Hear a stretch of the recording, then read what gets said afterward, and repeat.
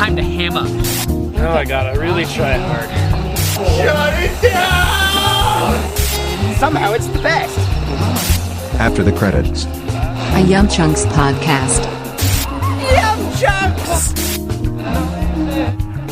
Welcome, neighborhood spider friends, to episode 42 of After the Credits, a YumChunks podcast. I am your host today, Matt Chewy. With us today, we have Ryan Davis. How you doing? Doing great. Good! We also have Sean Davis. What's up? Hey, it's good to be here tonight. Spider-Man. Yeah, good. You got it. And joining us again after a little while, it's Vince Rizzo. What's up, Vince? I'm good. Finally, the first Marvel movie without Stan Lee. Thank God. I'm just kidding. Please don't hurt me. Wow. You kicked off the podcast, Vince. This is what. Although I did remind me, I think I saw some article or like dumb clickbait.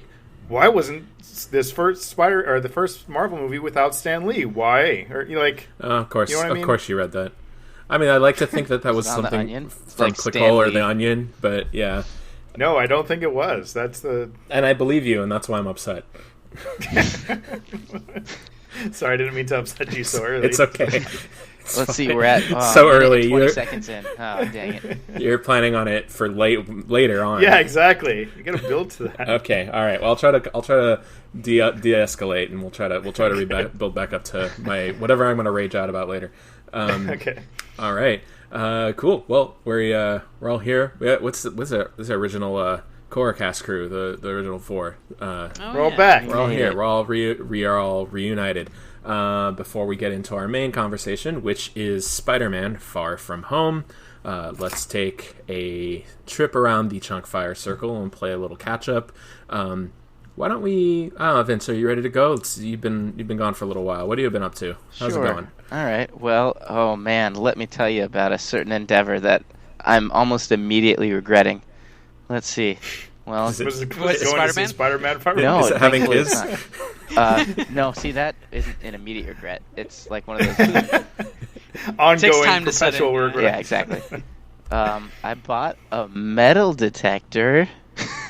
Oh, God. This is like your lime bike Where, thing. where is this going? Are we living in a sitcom again? Well, okay, so I thought we This is decided. another like- one of Vince's get-rich-quick schemes. look, This is the reboot of our sitcom. I wasn't expecting, but hey, finding some treasure would be cool every That's what happens all the time. thing. And also, I've also done a public service because I found about 100 rusty nails at La Jolla Shores. So there Oh, we go. Man, that's scary. Wait. Were they all in the same area, or No, just like spread out different over areas. the beach? I pretty much covered a couple miles on that stupid beach and I found a couple coins and other metal objects, but a whole bunch of rusty nails. I mean, I would see that if you like got a strong detection and you dug and you just found a pile of like 100 rusty nails, I'd be like, well, that's a little weird, but at least someone Yeah. probably dropped these. But No, it's they were really all it's really around. concerning. Yeah. Yeah. I mean, it's kind of And fun. so, how much money have you made? Look, it wasn't about the money. It was about the nails. It was about It was the- always It's about always the about nails. the nails. Can I ask But- how much the metal detector cost? Well, But Vince, are you like an old retired man? Like that's the only people I know that metal detect on the beach. Like what? gosh, dang it. You Well, have a you Tommy know, Bahama shirt that you wear, Yeah, that's what I was just. yes. and cargo shorts. Okay, good. And, I don't have cargo shorts. Tommy Bahama shirt, cargo shorts, Velcro. Does the metal detector sandals. have the headphones? Do you have like those I headphones? didn't buy headphones. Maybe I should have though, because it kind of beeps Yeah. loud. But Let's complete the ensemble. see, the thing is, when you're on the beach, like the water, it's loud enough. It's fine. But look, yes, yes, it was $200. Yes, I got a $100 coupon on it, but still, Oh, okay. Well, you were saving money then. yeah, exactly. You'd be stupid not to buy it. All right. I mean, that's cheaper than a lightsaber at Star Wars Galaxy's Edge. So. It's true. And can those find pennies in the ground? I think not. And I have found 2 so far. Whoa, Things whoa. practically paying for itself. Whoa. It has. There's got to be another purpose. Like, what if you like go to the fields of Europe and need to detect landmines from World War II? I mean, you're ready. You're sure. ready to go. That'd be Well, cool. why do you need to do that? I do. Just in case. I don't know. Just in case. I feel like Vince is getting himself into enough shenanigans on the regular basis where he doesn't need to go to Europe and detect landmines. I mean, if that was the thing that took me to Europe, I wouldn't be surprised because it doesn't seem like anything else is getting me there. It wouldn't surprise me at all either. Like someone would tell you, "Hey, you know what Vince is doing? Yeah, he's in Europe detecting landmines with his metal detector that he bought." I'd be like, "Yeah, okay, Sounds Makes sense. that checks out." Vince, into the we crazy. need you. We heard you got a metal detector. Get over here Sign now. up for the pro bono metal detector corps. Nobody this young and youthful has ever detector. We need you out here. All the bitter old men are like jealous and like bitter towards you because you're the young upstart. Like, who's this kid think he is? He doesn't know what. Oh, I no. feel like I Detecting can take on land the weapons. Empire all by myself. This is the spinoff. Yeah, This is it right here. that's what it's all led to, everyone. And then I get stepped on by an AT-AT. The end. Okay. So that's what I've been That's doing. exciting. I don't know how you're going to top that. Do you have anything else? Wait, me? Oh no, that's Yeah. it. That's literally all I've been doing. I figured. I didn't think you were going to Like, be able to. I don't think any of us can top that. I mean, I leave No, my no, kids for definitely hours at a time and just go put that thing next to the ground and hope it beeps at things. And let me tell you, it sometimes You does. could probably train your children to use that thing and find all the rusty nails for you. Yeah. I was just going to say, when they're old enough, that investment will pay off because you can just, delegate that task. Well, yeah. I mean, it's on the long list of child labor options that I already have lined up because And then you just sit back, and then two of your regrets become one anti-regret. I don't know what those. Possibly Look, guys. positive. let me just sum it up with this one phrase. Somehow it's the best. Hey, Vince, you said you have a list of possible child labor options. Yeah. Can but that be a Google Doc so we can all add to it? you know what? I think that could be possible. I think we can Okay. make that happen. I'd really appreciate it. I got a lot of stuff Yeah. I need done. I mean, I could help you with those things, but if you prefer to see children do it, I mean, I understand. No, I they would. need to be children. No, they need to learn. They need to be trained. They need to learn. All right. Who's next? Who's going to make up something that's better than that? Dang it. Why did Vince go first? He should have gone last. Yeah, we should have learned our lesson. Good luck, After everybody. the first episode or the second episode of your Hawaii vacation. He brings out a trump card like that. Well, I'll go because I don't have anything exciting. So we could go from extreme high to extreme low. I'm not even going to try to compete. But all I've done is I started watching Stranger Things Season 3, which is all the rage right now, let me tell you. And I'm enjoying it too. Yeah. I haven't finished it yet, though. Good. That's a good one. We should talk about it at some point because I loved that season. It was great. That would be fun. And I am halfway done. So, and I think, Ryan, you finished it, right? Yeah, I finished it. That was, it was great. The second half is fantastic. I would say I've only watched the first half, and I already think it's great. So. that is good. It's such a step up from season 2. Not that I didn't like season 2, but season 3 it really found it. You know, it ends so well, and this is super great. Mm-hmm. Very Well, cool. Sean. Very cool. Cool. Very cool. So Stranger Things, yeah. And then let's see what else. You know what I watched most of. The other night, it was late at night on TV, and I was flipping through the channels as one does, and I came across this animated film called Wizards. Has anyone ever seen and or heard of this film? No, but I'm No. looking it up. Sounds familiar. Okay, so I then looked it up, and I was talking to some other friends about this, friends of the show, actually, and it's a Ralph Bakshi movie. And if you guys are familiar with Ralph Bakshi, he was the one who did the animated Lord of the Rings from the 70s. Oh, okay.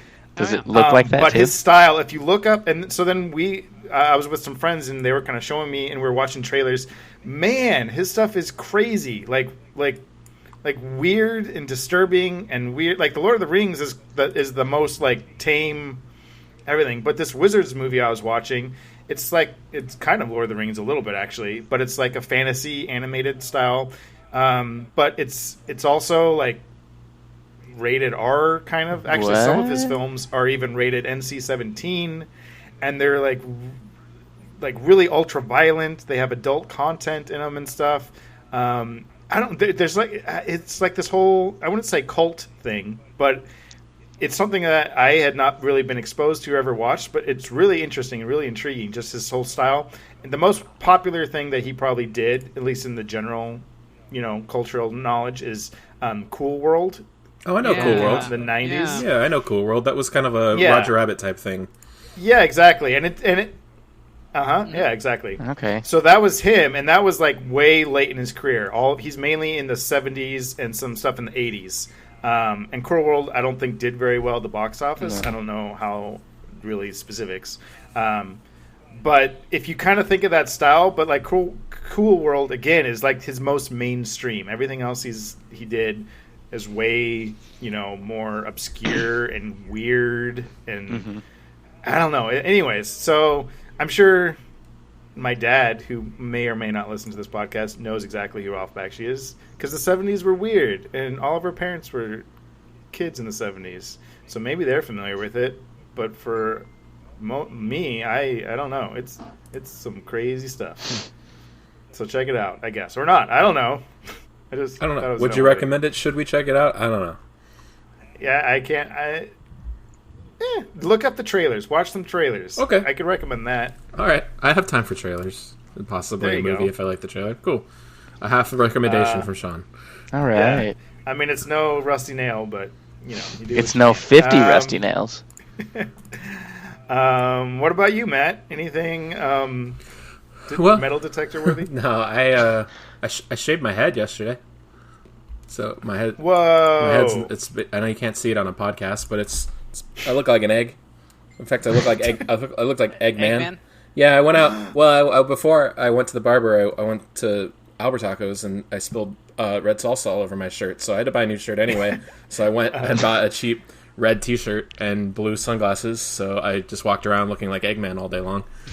I thought you were going to say you spilled red salsa on your hair, so you had to shave it all off. Yeah. This hair must go. This just simply will not do. I didn't find out about shampoo until later that day. It was a big mistake.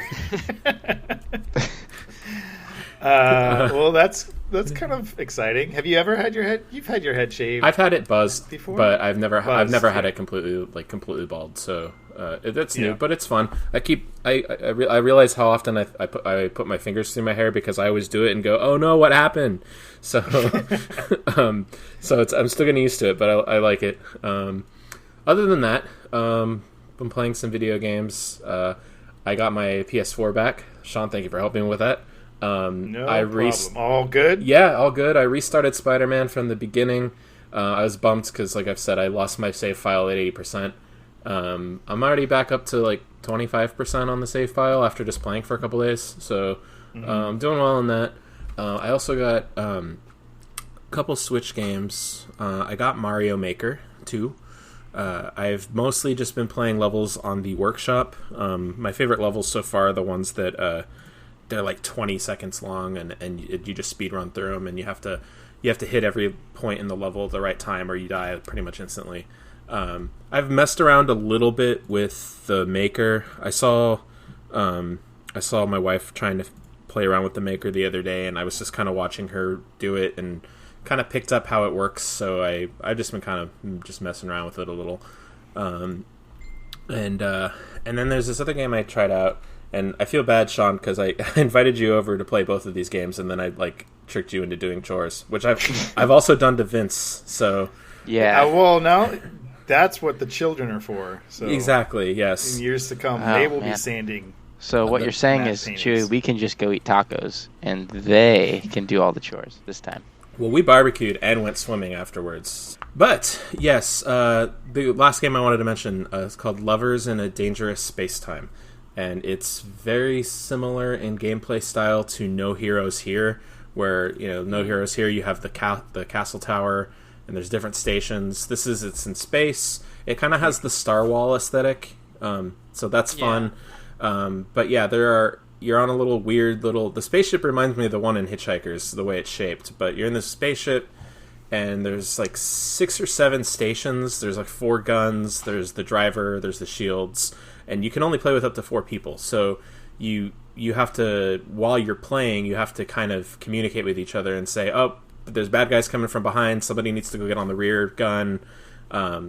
You have to kind of elect a captain to decide where we're going to go and communicate. And the point of every level is to collect so many space bunnies, and when you get enough, it opens up a wormhole and takes you to the next level. But the map is giant, and there's always extra bunnies that you can collect, and if you do, you get bonuses. You get bonus crystals, and they're different colors.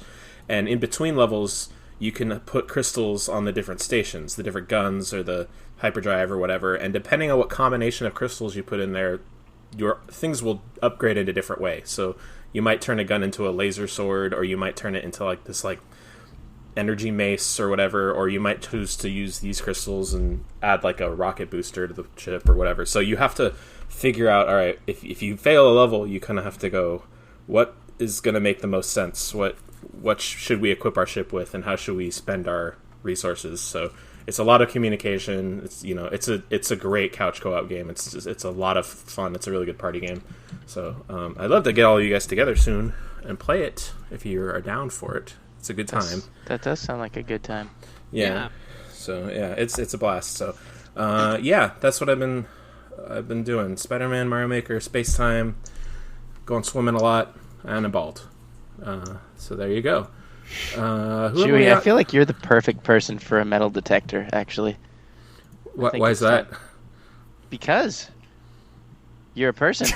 Oh. Well, the swimming part is the only part that makes sense to me, because like you're at the beach, so maybe you go swimming after detecting some metal. You know that it actually works underwater, or at least partially. You can't put the whole thing underwater, but the metal detector part can.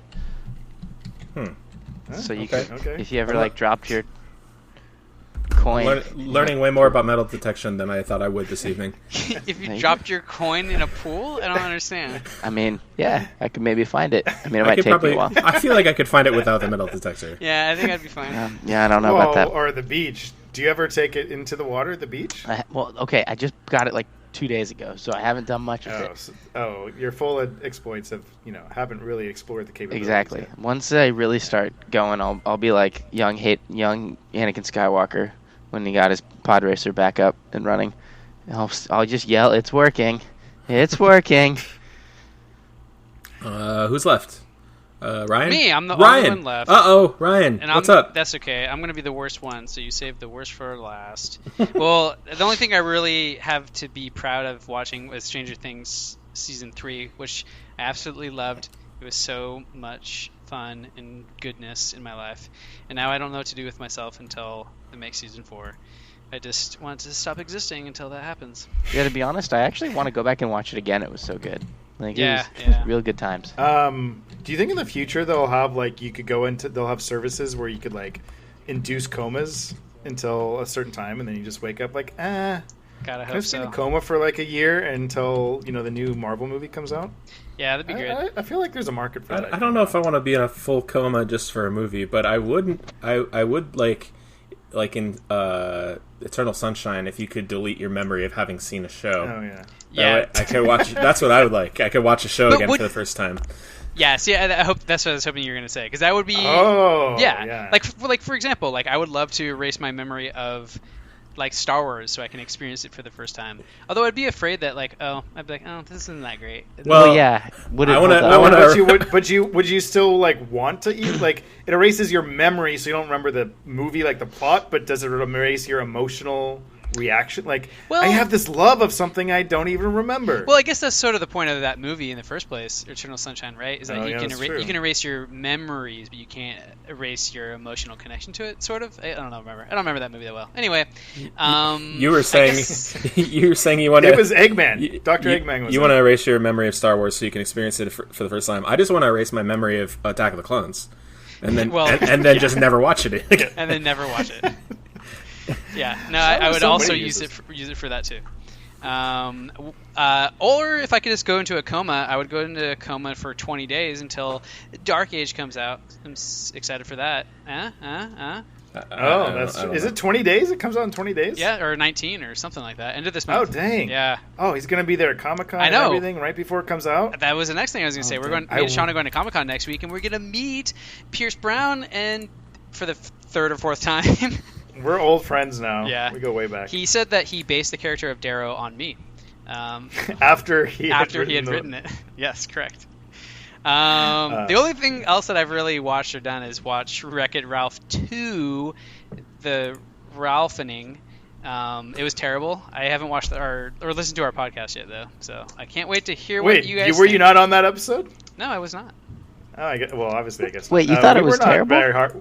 We enjoyed it. Oh. We did not hate it. Okay. We were critical of it. We had lots of issues with it, Okay. but we were not. I mean, I didn't hate did not it. hate it. I don't hate's too strong of a word for how I felt, but it was very I would say more embarrassing, I think, than anything else. But Interesting. Yeah, but yeah, I'm Well, curious listen, to and listen you to your have to tell podcast us- about it because I I just think- watched it, I think, 2 nights ago. We spent a lot of time on questions we shouldn't be asking for that episode. In fact, that's Yeah. probably the most questions we shouldn't be asking episode that we've done so far. So Okay, then I nothing should else- probably like the episode. You'll enjoy it for that aspect, I think. Awesome. Yeah. Cool. But yeah, that's it. That's all I've been really up to, actually. Awesome. All right. Well, I think that wraps up our trip around the Chunkfire for this episode. We're gonna get into Spider-Man: Far From Home. We'll say spoilers from here on out. We have timestamps in the. I mean, if you're at this point already, I don't think you need to skip anything. There's not going to be anything after this. Before we get into our thoughts on the movie, we have Vince, who's going to do the recap, right? Yeah. Yeah, I'm gonna do Oh, it. all right. Why don't you tell us what happened in this gosh dang movie? All right. So Spider-Man: Far From Home. Well, takes place pretty soon after the events of Avengers Endgame. You got your Peter Parker. He's just like, hey, I know I was Spider-Man and I did all that, but I'm also a high school kid. And so he's got his crush on MJ. He wants to go on this trip abroad with a bunch of his classmates, and MJ's going to be there. His best friend's going to go. And he just wants to, be a normal kid for the summer. But good old Nick Fury has other plans for him. And he's got to fight a brand new mysterious threat. But The end. what is the threat? Are there? No, that was my elementals? recap. You don't get to ask why that was my recap. That's you're not even. You're just teasing. That said a teaser. Oh, God. Do I have to explain everything? You don't have to explain No. Not everything. everything. All right. Well, It's been a while, Vince. okay. It has been a You while, gotta- and I got to you gotta say, get back up to it's speed. great to be back. Well, continue. All right, yes. fine. He has to fight. Who does he have to fight? Well, we're not quite sure. There's these weird elemental creatures that this new, I guess, superhero who just kind of shows up, who apparently is from a different multiverse, a different universe, or a different reality, I guess, would be he comes in and he says they're from his reality, they destroyed his world, and he knows how to fight them, and he kind of takes on this, Tony Stark-esque, I'm going to be the one to save the world. And, Peter, who kind of feels like he has to step into Tony Stark's shoes, kind of looks up to this new Jake Gyllenhaal character who goes by Mysterio. This character is very Jake Gyllenhaal-like. I got a very strong Jake Gyllenhaal for Mysterio. I don't know about you guys. Yeah, I was feeling it for most of the movie. Also, the Nightcrawler really had a lot of Jake Gyllenhaal going on there. Yep. That was a movie that had Jake Gyllenhaal in What? it. Oh.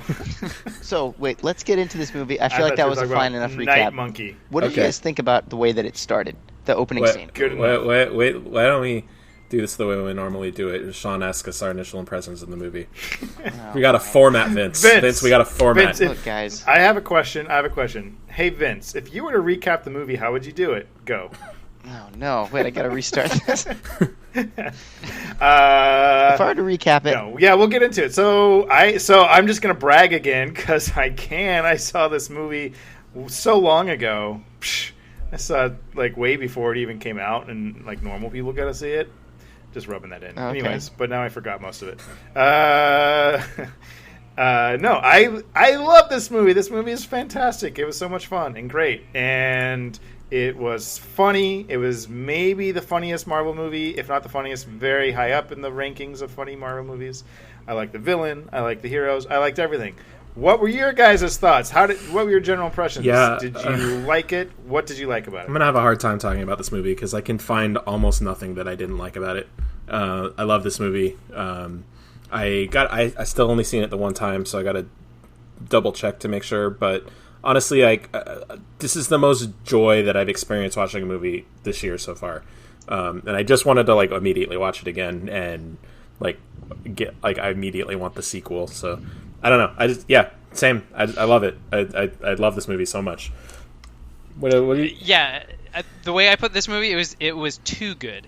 Like, I am almost sick of Marvel movies being so good. I want a bad Marvel film so I can watch this movie and be like, oh yes, finally, Ryan, I can just look watch an forward X-Men to movie. seeing a good movie.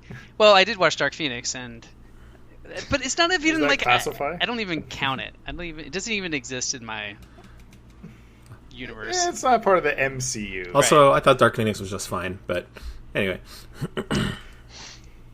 Well, anyway, so yeah, I thought this movie was just fantastic. I just, like I said, the only flaw was that it was too good. Like, there's not enough contrast between Marvel films. They're all so good, but this one definitely was fantastic. All right. Agreed. Vince. Vince, you are the most recent. Your emotions and feelings and thoughts are so fresh. Yeah, they you may literally even be walked the out of most this movie relevant. like an hour ago. Yeah, I really enjoyed it. It was strange being in a Marvel movie and being in an almost empty theater because no one goes to see a movie, I guess, on a Thursday at 3:00, but I did. Oh, yeah. And okay, I really liked it. I really did. I feel like it gets like this movie might get lost in the hype that still is surrounding Endgame, which is going to be a shame because I feel like everyone is really like in their A game. Like Tom Holland did a fantastic job. I was kind of worried he wasn't going to be able to carry a movie since Homecoming. Yes, he was in it, but it also had the draw of Robert Downey Jr. Tony Stark played a really prominent role, and he just he knocked it out of the park, and so did Jake Gyllenhaal. I actually wanted more of Jake Gyllenhaal. Every time he was on screen, I wanted more of him to be there because he fits into this universe so well. I wish that he didn't. No spoilers, but I wish he was going to be in future movies. I really do. Well, actually, we had a allowed to spoiler do warning, spoilers. so you could say spoilers. All right, I wish he We have didn't been die, legally approved. but I love the way he went out. Man, that was Well, funny. there's Yeah. some, not to get too far off topic, but some people think he's not dead because he's a deception guy, and if he's dead, how did he fake the video at the end? Also, he's one of the Sinister Six, I think, and they've set up 2 other ones, so, like, some people think that it's just too much of an allure for them to not bring him back if they want to do a Sinister Six thing, so... I don't know. Maybe he's all right. Who knows? Okay. He could come back. But you said you're worried about Avengers Endgame overshadowing this. Yeah, I enjoyed this more than Avengers Endgame. Like I haven't gone back to see Endgame again, and every time I think about it, and I have all the time right now because I'm on work leave, and I'm like, I don't know if I want to sit through that whole thing again. But Spider-Man, yes, like I felt energized and like, I want more of this. So I don't know, just personal opinion. Okay. Yeah, I mean, also, it's kind of interesting you say that because they're doing the re-release of Endgame with the extra scene, which I think it's funny. It's already the highest grossing film. We're like, we want some more. And then all the other films that, like, studios that, scheduled their release later in the summer, like, okay, we're far enough from Endgame. They're not going to be an issue. Hopefully people come see. And then they're like, what the? Come on! Right. It's also weird, too, because, like, the goal is to dethrone Avatar as the highest grossing movie of all time. Yeah. But Disney owns Fox now, so they also own Avatar. So I don't know what, like... I would say it's a pride thing, but they own the highest grossing movie of all time now. So maybe because they probably didn't didn't reap any of the benefits, did they? Back in 2009. I mean, no, back then, no, but I guess now they get any residuals. they're getting merchandise from Avatar, the theme park at Disney True. World. So who knows? I don't know. Okay. I will say though, like in kind of speaking to that point of it, like maybe being overshadowed. I don't know if it'll be overshadowed per se. I definitely felt like it was a perfect palate cleanser though. After Oh, Endgame. absolutely. And I mean, and I don't mean that as any sort of criticism to Endgame. Like I loved Endgame. I loved the taste of Endgame, but Endgame but this was like a delicious. perfect end of the phase thing. It left me excited for more in the Spider-Man universe, but it was just connected enough to everything that we know about the MCU and everything that happened that it kept it fun and like, okay, it's still part of that. They're not ignoring that. They're not erasing that. They're not, any of that. But it just stood so much on its own on this fun adventure, and just the tone was so just like upbeat and just so energizing. I will and say, and I think it did. Yeah, keep going. Yeah, go it ahead. did the best thing it possibly could have, especially coming off of Into the Spider-Verse, which I think we can all agree is one of the best Spider-Man movies ever made. Where it did something different. It's the first Spider-Man movie to not take place entirely in New York City, you actually go somewhere different with Spider-Man, and I feel like that was really necessary. Well, it's interesting because I was actually going to bring that up. It is the first, except for Homecoming. I mean, I think it's actually really interesting. Both of the MCU Spider-Man movies did not take place in New York. Yeah, actually, I'm glad you brought that up because we can maybe get into it a little bit more deeply later, but I feel like this Spider-Man saga or whatever has done a really good job of avoiding Spider-Man canon. In terms of the previous films, the comics, whatever you want to say, but they really did a good job of building its own identity, its own universe. I mean, yeah, it's an extension of the MCU, and that's all great. But these films do feel very separate, distinct, their own thing from the rest of all the previous incarnations of Spider-Man, which I love. But the final scene of the movie now kind of draws it back in, and I want to ask you guys, maybe we can answer it later, but it's to think at least now about how you feel about it connecting now back into more of the stereotypical canon Spider-Man with Joe Jonah Jameson. Yeah, wait, are you talking about the fact that so that makes Tobey Maguire also canon in this universe, right? Yeah, I don't think an actor playing the same role canonizes it. But it is weird. It is a weird thing, right? Like, I thought about that, like, wait a minute, what? How, what? But no, that would be like if now Donald Glover is canon voice of Simba because Mufasa was played by James Earl Jones in both Lion King. Like, yeah, that's canon. Yeah, okay. I don't know why they didn't get JTT back. I know, seriously. I don't have it in me to talk about the Lion King remake right now. But to answer your question, you're talking about less the J. Jonah Jameson reveal, which was awesome. I was so excited when I saw him that I missed half of what he said. So I have to go see it again just to watch that scene again without freaking out. But I think you're probably more referring to the fact that he's been unmasked now, and that's kind of with the MCU, even from the first movie, they've thrown the idea of secret identities out the window. And this one, Spider-Man was the only one that really kind of had a secret. Yeah, he was, and I had been wondering if they're what they're going to do with that once it starts connecting. But I don't mind him getting more incorporated into the fold of Shield and all that stuff in the greater Marvel universe, because I still think that one of the strengths with this and the last movie is that this is the only or one of the few franchises within the MCU where you see things from the common person's point of view.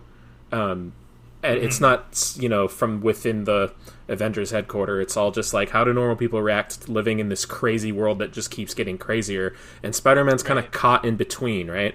So it makes sense to me that they would escalate that side of his equation. He's like, all I want to do is try to live as normally as possible. I want to stay friendly neighborhood Spider-Man, but this other side of me keeps getting bigger. It keeps drawing me in, and I don't know how to deal with that. I like that, and I kind of think that I think that that's the direction it needs to go. But they can still stay grounded, and they can still keep it about the everyman's day to day in the MCU universe. I think. I don't know. I'm excited about the possibilities. In short, well, I mean, it's an interesting because it's essentially the same. It's a slightly different perspective on the same core of what Spider-Man kind of is collectively known as the with great power comes great responsibility, and that's essentially kind of what is at his central character conflict. It just is never presented in that term. They do a good job of never saying those lines in any of this Spider-Man narration. But his character is still just as much about that. It's just, they're approaching it from different angles. Yeah. And kind of in terms of that last scene the mid-credits, post-credits scene with J. Jonah Jameson. I mean, that was the only scene he's in New York. That whole sequence was okay, this is what you have traditionally known Spider-Man. He's swinging through the skyscrapers. Right. It's the only scene that we've ever seen Spider-Man swing through skyscrapers. He has MJ on his shoulder. You see J. Jonah Jameson. He's kind of turned into a pariah figure. This is the kind of our traditional classic Spider-Man. But we've literally had 2 standalone, but essentially 5 movies where they were able to do their own thing. We could see that, okay, they're building this character and these characters in the relationship that's not resting on, what we consider traditional Spider-Man. Right. And they've done a good job. Oh, and now, boom, we're like, that's the kind of the mic drop at the end of this movie. It's like, okay, now that you love these characters in this world and everything about it, now we're going to show you our take on what the actual classic Spider-Man Absolutely. is. And that's actually really exciting. Yeah, and that's exactly what my question was. So, like, like, how do you guys feel about now that we are going to be entering what the traditional Spider-Man lore is with these new personalities and stuff? Well, oh, go ahead. Yeah, sorry. No, sorry, go ahead. I was going to say I'm really glad that you brought that up because I did think about that. And if you think back to the Raimi trilogy and then the Amazing series, the first movie in the Raimi trilogy, he graduates high school like at the end of the first act, and then and then the Amazing movies, he's out of high school by the end of the first movie. It's like they couldn't wait to get everything set up. They couldn't wait to get Spider-Man into the default where we know him so that they could start doing bigger things. And I love the restraints that they've taken with this new series. Yeah. I love it. And that's why now, it is the mic drop moment, but it feels like it feels like the time to do it. It feels like they put the time in, they invested. I really like that a lot. It's also, I think, just really good for his character. One of my favorite scenes in the movie is when he's on the plane with Jon Favreau's character Buddy, and he kind of gets to do his thing with the the Stark Tech, building his own suit, and you're like, man, he is kind of taking up the mantle. And I actually feel like that was the J. Jonah Jameson revealing Peter Parker's identity. I mean, Tony Stark was totally okay with everyone knowing he was Iron Man. Peter Parker, I mean, like, I feel like I know that was like horrible for him in that moment, but it's kind of one of those things where it's like the world needs him to take the mantle, and it's kind of a way of showing that, like, look, you got to be Tony Stark, even if you don't want to be. The world needs you. This is who you are now, if that makes sense. Yeah, a little bit. That you mean when he's like designing the suit? Not just when he's designing the suit. That's the part where he's taking the mantle. But then when J. Jonah Jameson actually announces his name, it's the same as saying I am Iron Man, but unfortunately letting it happen. Well, yeah, I mean, it's a different, right? I mean, like, where it's one thing where Iron Man, he chose to do that, and Spider-Man didn't have a choice. And it's a compelling, like, right? Both ways are kind of compelling, where this is kind of thrust upon you, and it kind of echoes the whole theme throughout his character arc throughout the movie of, like, he doesn't necessarily want this. It's just constantly forced and thrust upon him. True. Do you think it's where Iron Man, he was all about like the center of attention? Yeah. So. Do you think it was done, for laughs that both movies end with somebody saying "what the f" and then it cuts right there? Oh yeah. Isn't that funny? Yeah. Because it was Aunt May in the first one, and then it's Peter in this one. I forgot about that. That's good. Oh, totally intentional. I'm sure. It had to be. Vince, going back to before we kind of got into the conversation, you started asking a question about the opening. What were you asking about? Just like, did it? So I mean, it just starts with here's Mysterio, here's Nick Fury, here's like I don't know. It was just like you guys don't want any part of this, and it's I don't know. It just felt so like I'm trying to think of the right word for it. Is it the opening? Mysterio? That's the very first that scene. Is the opening. I forgot about that. It was the cold open. It was before, because the actual opening in the movie is so much more memorable. That's what everyone, I'm assuming, is thinking. Yeah. But yeah, before that is they're in Mexico or I think Mexico, right? In like a destroyed town. Destroyed, yeah. Yeah.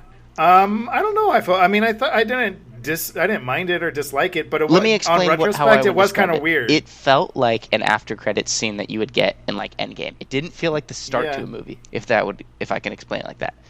It did feel a little weird. I'll give you that. It felt a little awkward. I can't quite put my finger on why, but yeah, you're right. It did feel a little weird. Like it would have been a really good after credits scene in a Marvel movie. Yeah, it is kind of funny that you say that because I could totally see that. But it wouldn't have made sense for them to do it at the end of Endgame. It wouldn't have. Like that would have been dumb and that would have been silly. weird. But I don't know where else it would have fit. I think it was. I could have seen like they have a whole Marvel template out there, but they knew or scheduling caused them to have Endgame and then Spider-Man, and they were like, "Man, this scene is really good, and it would totally work as an after credit scene. Got to put it somewhere. Just throw it in the beginning." Unfortunately, we don't have another Marvel movie coming out right now where we could put it. But I don't think that doesn't sound right to me at all. Because I mean, as maybe the tone is weird, but I mean, story wise, you have to introduce the idea that there's this new superhero fighting monsters. Like that is crucial to the plot of this movie. You can't just have it in another movie and hope that the audience saw that movie and stayed to the credits. I don't know. I didn't think it was weird at all. I thought it was I thought it was fine. I think maybe if it felt strange, it's because it's a new character and a new situation, and you're just kind of thrown into it. But maybe there's the anticipation of, I want to see Spider-Man and I want to see the characters that I came for. So it might have been a little bit of that. But story-wise, I thought it was fine. I thought it was okay, and it's a well put together action scene. It's fine. So yeah, no, it is. I would say if we can get into negatives for the movie, I don't have many. There's only one scene in particular that I guess I would say, like, okay, like I get why you need to do this, but it's kind of heavy-handed. Is the exposition scene after he gets the glasses and he just stands up at the bar? That was like my favorite scene. That was your favorite scene? It was one of them. It was top favorite scenes. Oh, you mean the midpoint of the midpoint of the movie? He gets or whatever? the glasses, he stands up at the bar, and then he just is Dr. Exposition and explains. It was very exposition. Yeah. I thought they did it. I thought it was hilarious. This is one of the funniest scenes in the movie because that's the scene where they're like going through each of the extras, and they're like. And then, like, zoom in on the black and white, and then they show the clip from the movie that they're originally in. And I don't know. Maybe as the audience, that whole sequence, that was cool, yeah. That's that whole sequence, right? That's that whole sequence. And what I know about Mysterio, and I don't, I'm not a big Spider-Man comics guy. I've seen a little cartoons. But what I know about him is that he's, like, ridiculous, and he's a showman, and he's over the top. And up until that scene, because I knew he was going to be bad. I mean, if you know anything about him, you knew he was going to be bad. Yeah. But up until that scene, I was kind of like, I don't know, Jake Gyllenhaal's playing this a little bland, but maybe that's just because he's putting on a show. And then it's kind of like when Spider-Man leaves, it felt like he could not wait to do his villain monologue. Like, he was just sitting there, like, man, when he gives me the glasses, as soon as he's out of here, like, I've been practicing. I have the whole thing written. I've been rehearsing in front of the mirror. And I just felt like that was very in character based on what I know about that character. And it's like so over the top, but for me, it just rides the line of being like not too over the top to be like believable in this universe. Like, I still feel like that guy's as much like a big enough jerk and a big enough just like, I don't know, weirdo that he would do that. And then, yeah, Sean, what you're saying, coupled with all the reveals of the old Stark employees, I don't know, that really worked for me. That was, I don't know, that was fun. Kind of silly though. Like, what? Okay, Mysterio was just dressed as Mysterio in the bar, and nobody in the bar was doing anything. How did Peter not? I did notice that. I did think about Peter that. Peter didn't think, like, this is weird. Nobody's coming up to. He's all over the news. Nobody would come up to be like, hey, can I get your autograph or something? Like, what? Yeah, I mean, those minor things. It was kind of like fleeting thoughts. I mean, more so too, just like that because Peter was still dressed as the Night Monkey. So I love that. I love that. That was so good. That was so great. And so I did think that. Yeah, I will admit to that. But I mean, I see what you're saying in terms of that scene just being there unapologetically, just like exposition. And I think that is a potential valid criticism. But I just think that the way it was delivered to me kind of helped just like rough or smooth over that just taking it all in because it was so entertainingly performed and shot and everything about it. But I see what you're saying for sure. Movie was very funny. It was a very fun movie. I just wish he didn't have to be the bad guy. I'm loving all the buddy. Like, why can't Spider-Man just have this guy as the buddy? And it's like, it's not even if you know anything about Spider-Man, Mysterio is going to be a bad guy. It's just if you know anything about movies, like, this movie needs a villain. Dang it, it has to be him, doesn't it? Yeah, it's not going to be some like giant amorphous rock of course not monster. So it's just every time there's like this heart-to-heart scene, I was like, no, but he's so charming, and like you're like, he has a buddy. I don't want him to be the bad. Why can't we just make that film? Why can't we just And I think my favorite line also in the bar, if you can imagine, but right before the whole exposition happened, is when he's like, I think you got a 50-50 shot, kid. I don't know, you're kind of awkward. like their chemistry was so great. Like Jake Gyllenhaal, I just loved him so much as both characters, as the good Mysterio and the actual like psycho Mysterio. But it's surprisingly like the Spider-Man franchise in MCU, I think these are two of the best villains, like the Vulture and Mysterio. And as much as I like the Vulture, I love Michael Keaton as the Vulture. Yeah. It's like like Mysterio, I like him just as much, but for different reasons, right? Yeah. Like, he's so charming and he's a different personality, whereas, you know, Michael Keaton's so intense but empathetic, and like, I don't like, they really picked great actors for these guys, first off. I think it also but then they were shows- able to convey like what are traditionally very like hammy, silly ideas of villains into actual like villains that resonate and like actually play off kind of the ideals and themes that the film is talking about in really interesting and fun ways. I think that also Right. just shows the power of the MCU right now, to where they can get these fantastic actors to, you know, play the roles of villains that, you know, maybe an actor, like an A-list actor back in the day would have been like, this is beneath me to play a villain. Yeah, exactly. Like, I mean, and that's not even that long ago. Think about 6 years ago. Who's Yeah. the actor that played the Dark Elf in Thor 2? I don't know. It was one but of the, who it was is- one of the Doctor Who's. Yeah. I want to... Oh, yeah, it was. Ryan, I want to go back to something you're saying, because you didn't want him to be the villain, right? Like, because you're enjoying his performance and just being the buddy guy.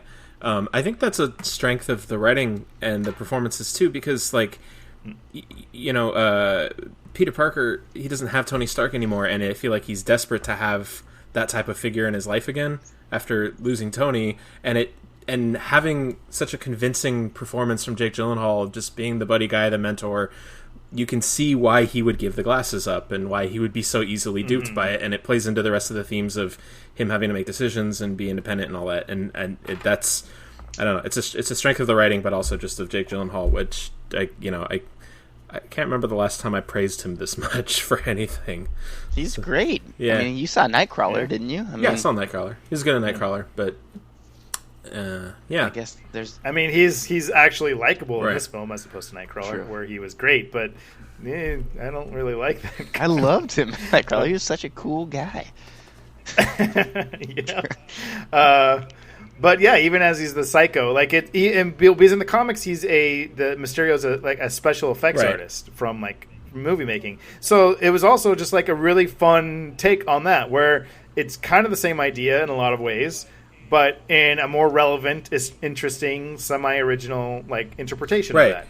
And the idea of the dome being his head tracking, like they've integrated all this stuff in just clever ways. Like, they didn't have to do that, and we're far enough into this crazy world of the MCU that we would just take a guy with a dome helmet and we wouldn't really care too much. Like, whatever. But they're integrated in ways like, okay, yeah, that actually makes practical sense. you even had scenes where like he's in the warehouse rehearsing with all of his other scientists. It's like, it's a literal like rehearsal, like he's rehearsing for a movie. It feels like that, and that's another. Yeah, go ahead.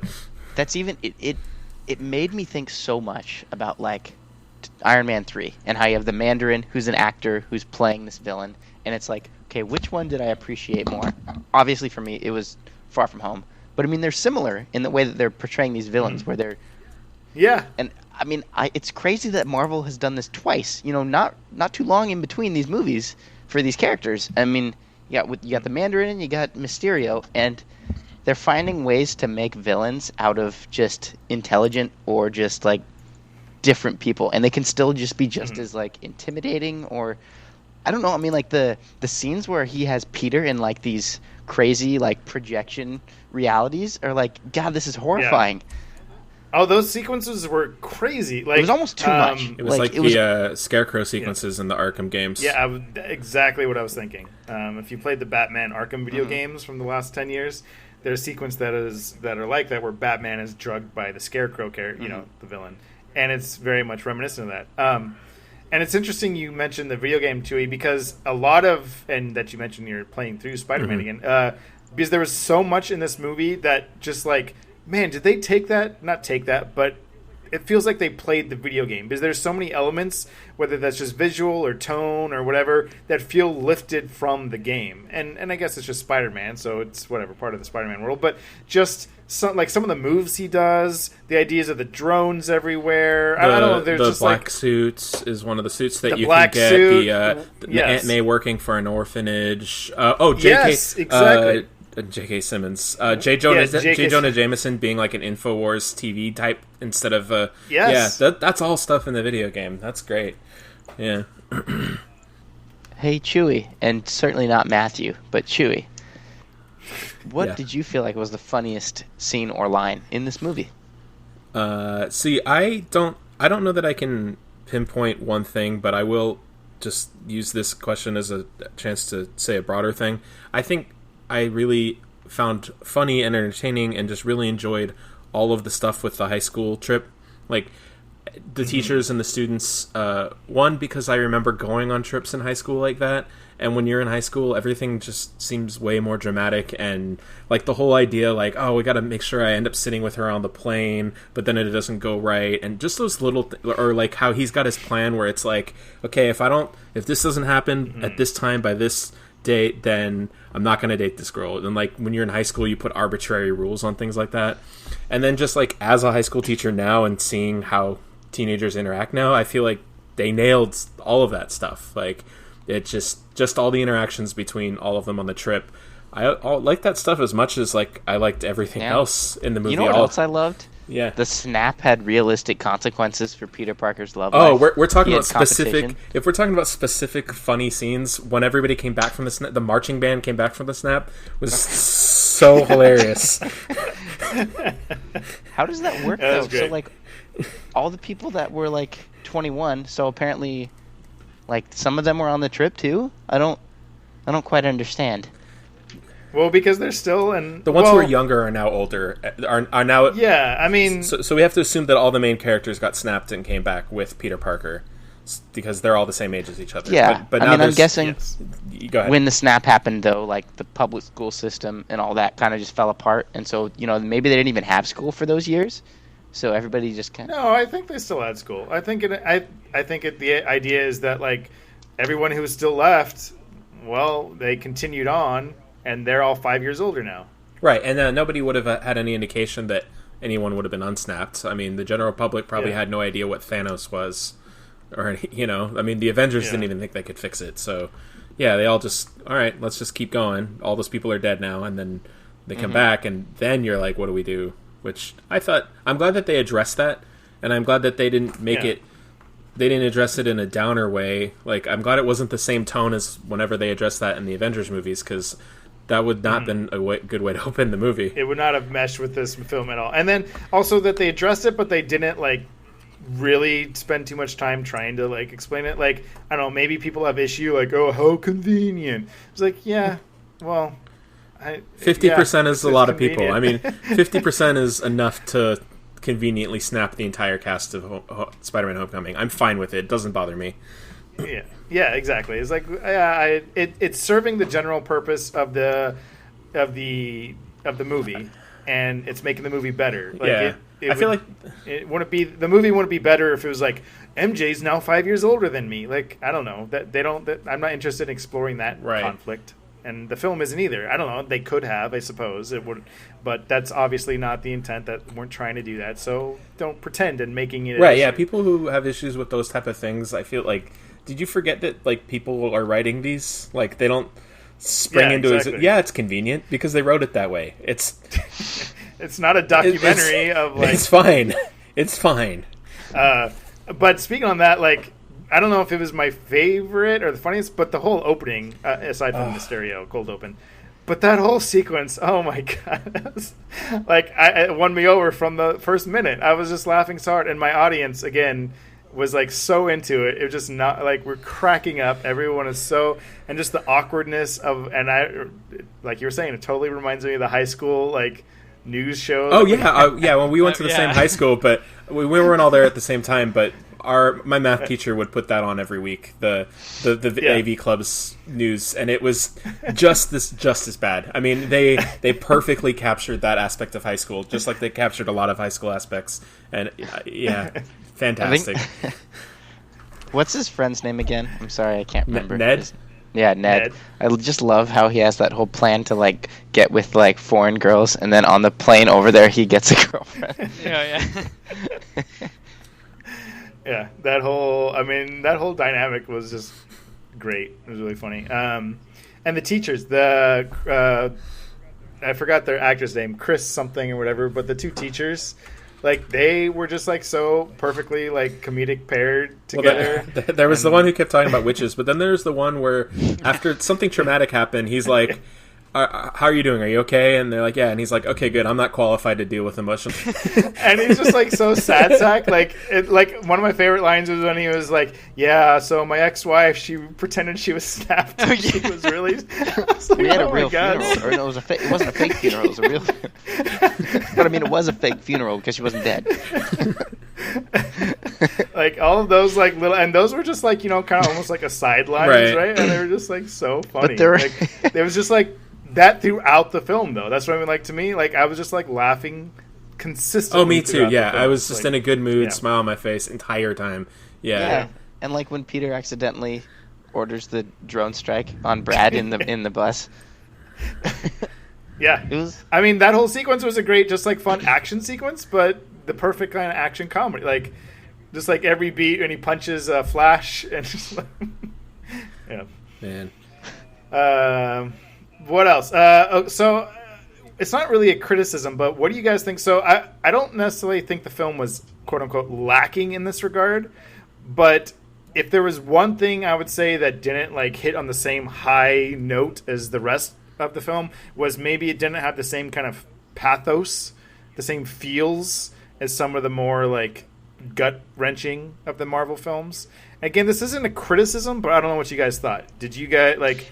There wasn't a moment that to me really like hit home emotionally on the same level. That's because we were far from home. I felt it on the airplane scene with Happy Hogan, and for me, I felt it a lot because I feel like this is a movie, like we just said, you're in a good mood for almost all of it. Even when the stakes are high, I was in a good mood for most of it and enjoying it, and it's fun time. So for me, that scene hit harder because I wasn't expecting it to go as hard as it did. That's the only scene that I can think that I feel like really got me. Like it, you know. Yeah, I had forgotten. I agree. That scene was the one when the music played, like when it started playing the Back in Black or whatever. Like, that was like, and then it brings you back. It perfectly brings you back into the overall tone of the movie. And that's the thing is, I don't want this movie to get dragged down in that kind of stuff. I think that it had for me the perfect amount considering what this movie was and the tone it was trying to have. Yeah, and Sean, like you said, it is kind of a palate cleanser, right? Like we just got done with Endgame. And that was a lot of pathos, right? We had a lot of feels coming out of that thing. So they wanted this to be a palate cleanser and could be lighthearted and fun and just have a good romp at the movies. I mean, for better or for worse, I suppose. You're kind of talking about comparing like Vulture in the past. I think. Yeah. Well, Homecoming was also a fun, for the most part, fun, lighthearted movie. I still think that like maybe there was a little more connection with Vulture's, like his agenda, and like I was like, okay, I see that he's just trying to provide for his family, you know, for more or less. Whereas I was never really on board or even understood exactly Mysterio's like ultimate agenda. He just wanted the world to listen to him, I guess. Which to be honest, I'm not sure what that means. I guess I don't know. I kind of had the same impression when I was walking out of the theater as you, and I just thought about it more, and I was like, where could this character fit in? And like realistically, the only place he could fit in is a post Tony Stark world. Like he would only rise from the shadows once Tony Stark was gone, because he knows Tony would just defeat him instantly. Like, sure, yeah. So that's right. And Sean, I know that's not exactly what you were asking, but I guess to me it's contributing to like the gravity or the overall gravity or weight of the film. And I felt like this, in all parts, this film was a lighter film. Yeah, I agree. I mean, I do think though that it was like the ending of the film's kind of, if not emotionally, intellectually, was still resonated with me in a lot of ways. Just this idea that like it's so easy, everyone's so gullible, they'll believe anything. Like that's like it's a really interesting message. That's a really powerful, interesting message that you're able to fool the most powerful people, the smartest people. And, give them something to believe in. And that's an interesting idea, too, because so often we traditionally think of that as, like, a very positive message.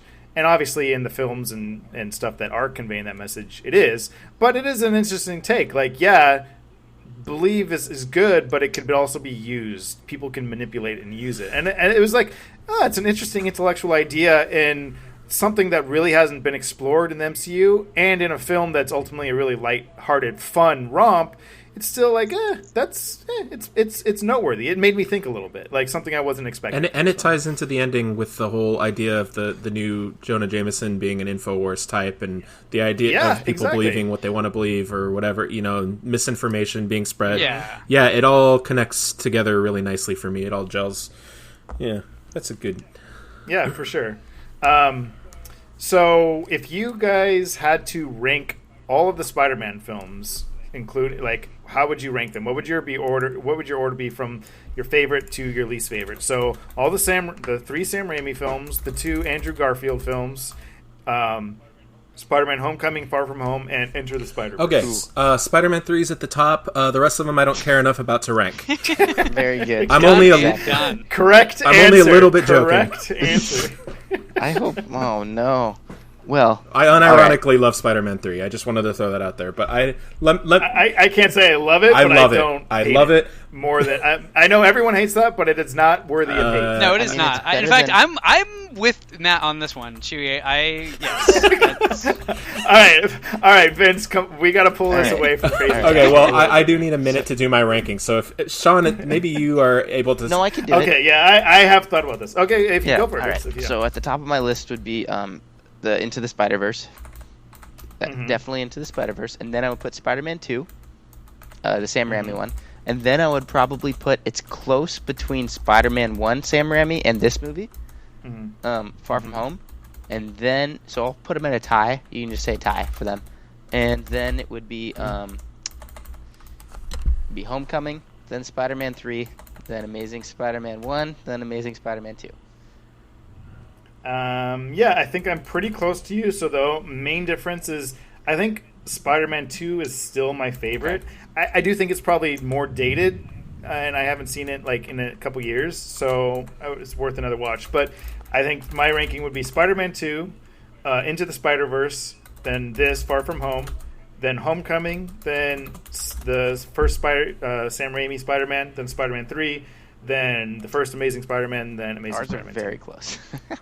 Yeah, very. I think we can all agree Amazing Spider-Man 2 is the worst. Yeah, I didn't mind. Yes. Do we starting from top or the bottom? I'll start from the bottom. Yes, just since you mentioned it. Amazing 2 is the bottom. Yeah. Then Amazing. Then the original Spider-Man. Then Spider-Man 3. Then Spider-Man 2. Homecoming. Spider-Verse. And then Far From Home at the top. Wow. Wait, so you really didn't like the first Spider-Man, the Sam Raimi one, all that much? I don't think that there's that much of a difference in quality between any of the three of them.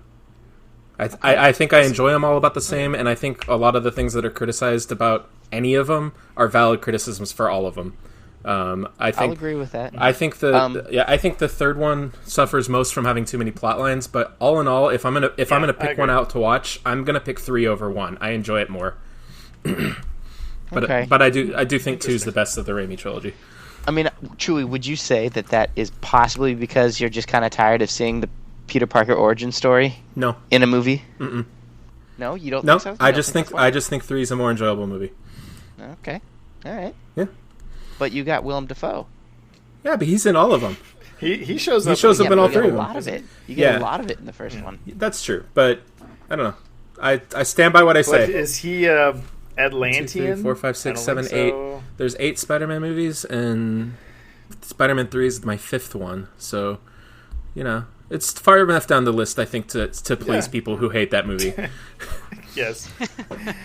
Ryan, what's I think I'm going to follow pretty closely in line with you guys. I do put Spider-Man, the Sam Raimi, number 1 at the top of my list, but partly because of historical context, and I think that film did a lot for superhero / comic movies as a whole. So as a film, maybe that's not a fair thing to say, but I do put it at the top because of the influence, I guess we'll say.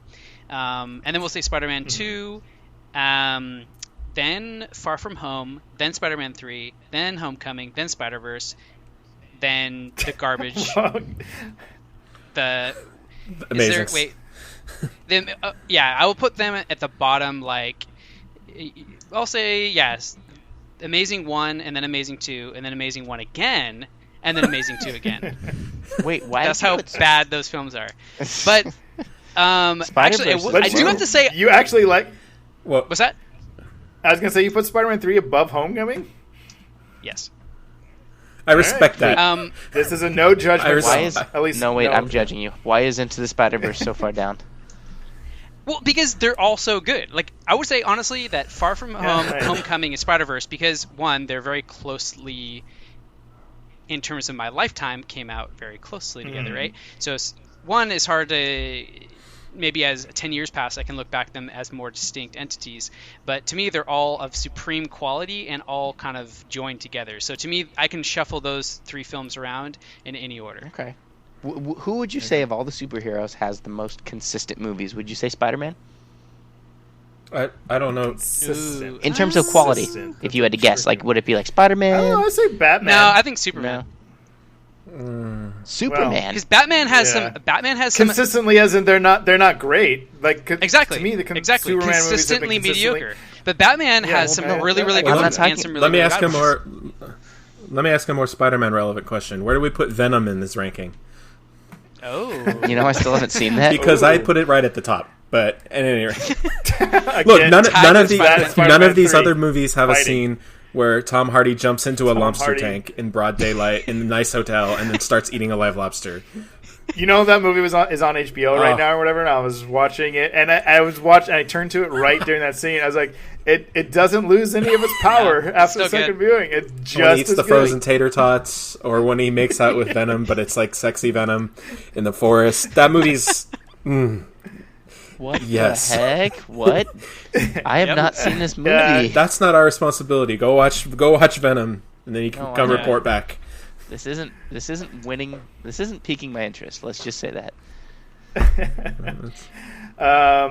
Well, okay, so we kind of touched on it a little bit, but how do you guys feel about the future of, not so much the MCU, although we could talk about that, but just this Spider-Man franchise? Like, I touched upon it earlier, but how way more excited I am for it than I thought I would be. Like, I was so ready after Endgame, and just like, okay, I just want a breath from this world and all these superheroes. Give me a break. I don't need. And then after the end of this movie, I'm like, Nope. oh, Bring 'em get- on. get me I back want in 'em. there. I want to see Yeah. more. Yeah. Well, it's great. Like they did a masterful job. I mean, like if Tom Holland's gonna carry the franchise, a new young face, like it just it can't feel old. You got this new young kid who, yes, he's new to the universe technically, but like you've seen him in a couple of Marvel movies already. It's like it feels fresh and new, but also still comfortable in the MCU. He's just so charming. Yeah. I mean, come on, Tom Holland. He's just. I want to snuggle up.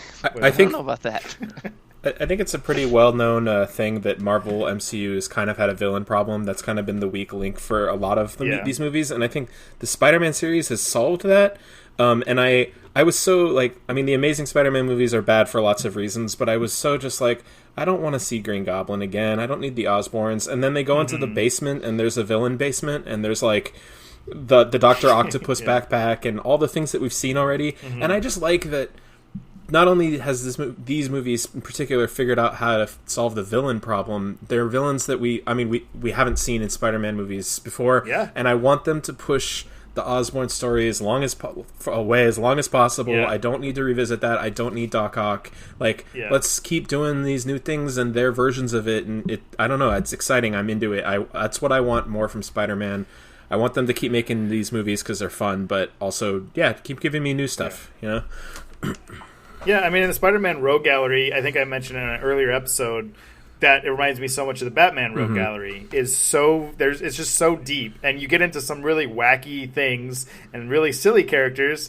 I mean, the Vulture itself, ridiculous. like before that movie, the Vulture was a joke, like kind of like, oh, that was not one of the primo Spider-Man villains, at least not in my opinion. But they turned him into like, he's one of the best villains in the MCU. So if they could keep mining kind of these wacky characters and turning them into compelling antagonists, I keep watching that for sure.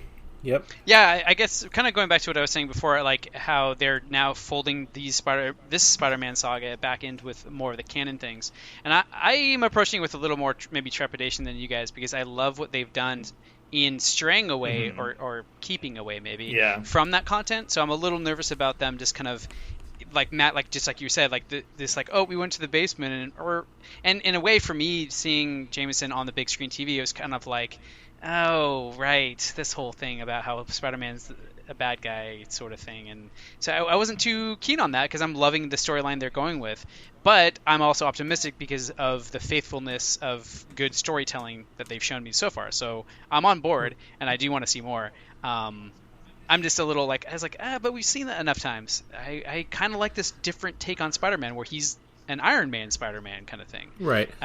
So anyway, that's just my thought on that.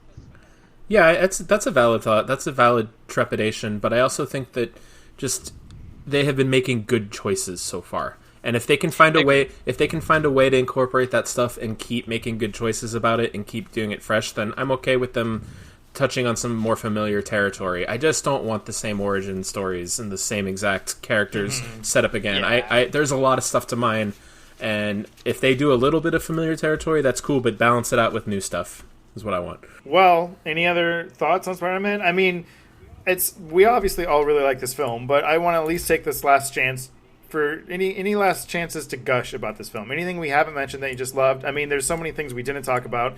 The Aunt May and Happy relationship was consistently really funny, and they both played really awkward. And how Spider-Man or Peter reacted to it all was great. The Ben Davis character, the kind of weirdo, not weirdo, but the guy who aged up and was kind of hitting on MJ and stuff. His just character and Peter's reaction to him was really funny. I don't know what else. I don't know. Any other things that you are worth some praise? I really like Zendaya. Actually, I thought she was really good. I did too. Yes. Very. She wasn't too She would put on this the awkward face kind of thing, and she didn't overdo it because I was worried she was just gonna oh, that's my go-to stare at the mug at the camera face kind of thing. Mm-hmm. But she was perfectly charming, and she was great. Yeah, she was believable to me. She was just like a lot of the teen characters. She was very believable. Played it awkward and weird, and that's how I would imagine a person like that on a high school trip like that would act in those situations. So yeah, right. That was a strength. Yep. Cool. No, I mean, I think I've said my thing. I really like this movie. It's a good time. Fantastic.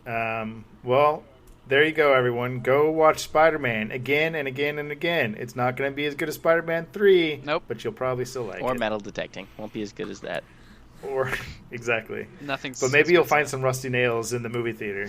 So metal detect and find some coins and use it to go watch Spider-Man again. Oh, there you go. Get a little cheap matinee ticket. Cool. Well, if you did see us, let us know what you thought. Did you share our love for this film? And if you didn't, why didn't you? Or were you like Chris Schmidt, who refuses to watch this film because he's a psycho? Wait, is that a real thing? Did he really refuse to watch the movie? Vince, I don't know why you bother to ask. Every time this happens, you're always like, Nobody wait, did it? No, He's refusing to watch it. Well, okay, so in his words, he's like, no, I'm not going to watch it. I'm taking a break from the Marvel films. And then when I poked a little bit further, I'm like, well, one, I offered him a free ticket to come up and watch it on the sneak preview that I attended to because he works relatively close to me compared to everyone else. So I'm like, hey, you want to come up and watch Spider-Man for free tonight? And it's a sneak preview. It's going to be fun. He's like, nah. And I'm like, what do you... He's like, nah, I'm taking a break. I'm like, what are you talking about, you psycho? Go watch this free movie. Come see a movie with a friend then. He's like, but I'm not going to compromise my values for free. I'm like, wait. Compromise your values. You didn't say that. Uh-huh. Yes, he did. Do you have photographic evidence of that text? I have chat log of this conversation. I need to see that. I will send it to you after the cast. Anyway, in any case, enough about Chris Schmidt. Yes, everyone go see this film. Take it home, or do you got anything else? No, I got nothing else. So list it off. All right, this has been After the Credits, the YumChunks podcast, episode 42 on Spider-Man Far From Home. If you have a preferred podcasting outlet that you like to listen to your podcasts on, we're on a whole bunch of them. We're on Apple and Google and Castro, Overcast, Pocket Casts, Radio Public, Spotify, Stitcher, TuneIn. We are also on the original YumChunks YouTube channel. If you'd like to reach the show, the YouTube channel is a great place to leave a comment, so we read all of those. You can also email us directly at yumchunks@gmail.com. If you agree with anything or disagree with anything we've said, send us an email. We'll read it live on the show, and we'll talk about whether we think there's any merit to what you said. Probably we'll at least pretend to be positive about it because we'll be psyched that we got any emails. So that is very true. We have still only received 4 as of this recording. So there you go. Those are all the places that you can hear us and get a hold of us, and hopefully you'll join us next time after the credits. Sean usually say that. I wanted to try it on, but... Oh, well, it fit pretty good, I think. Yeah, join us next time. Thanks for staying after the credits. Next time we will probably be... What are we going to talk about next time? I was going to say Lion King? Well, you could do Stranger Things. I'm not... We could maybe do a Stranger Things. I'm not against that, but Lion King's probably the next film we're going to talk about, so tune in for that. And then there's a good chance we'll probably do another Comic-Con episode, as Ryan and I are going to attend. Yeah. So we got some stuff coming down the line for the end of the summer. After Lion King, though, is there any big... Fast and the Furious presents Hobbs and Shaw. Oh, well, obviously. Oh, my God. They had that trailer. That Spider-Man. I was like, what is even going on? I mean, that's as much as a crazy superhero film franchise now. You guys, is. I'm not a fan of how they're doing trailers right now. I don't know if it's just me, but I'm not liking them. At least... You don't know if it's just you that you're not a fan? I know that I'm asking for other people's opinions. I don't know. I'm not sure. That sounds like a personal problem, but I will say, did you guys notice that there was in the Spider-Man trailer, if you guys have seen it, there's a whole sequence where he's like busting some like in a bank bandits or something. Yeah, and the cops go. He's like, "Hey, where you been?" Or what does he say? He's like, "I'm too busy doing." He's like, "Oh, you the new Iron Man?" He's like, "No, I'm too busy doing your job." Not in the film. It'll be on the Blu-ray. It's fine. It's whatever. I suppose it does feel like they're literally filming scenes for trailers now, though, which is just a funny. Well, it isn't, because if you watch all the Spider-Man, Far From Home trailers, almost all of it is in the first act. First hour. Yeah, well, they can't give away the plot. Also, there was this shot where Spider-Man's standing on a catwalk and a TIE fighter rises up behind him. And that wasn't in the final movie either. You guys, I already did the sign off. From Rogue. I've already done the sign off. All right, let's get out of here quick. This has been After the Credits, a YumChunks podcast.